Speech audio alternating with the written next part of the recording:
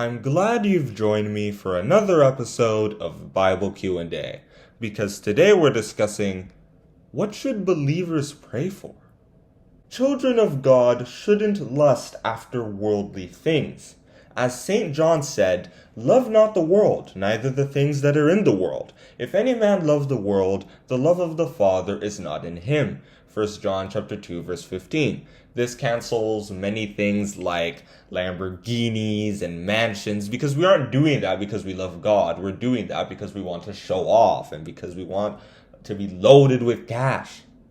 No, true Christians align their interests with God's will. If we want that, then Jesus Christ can provide us with that, because that is what he's interested in, according to John chapter 5, verse 30.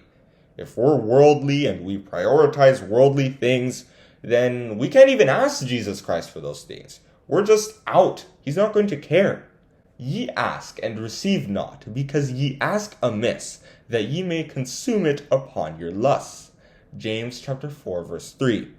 Therefore, we have to look carefully at what Isaiah said here. And it shall come to pass that before they call, I will answer, and while they are yet speaking, I will hear. Isaiah chapter 65, verse 24. We have to interpret this verse with what we've learned above. Isaiah did not mean that we can pray for whatever we want.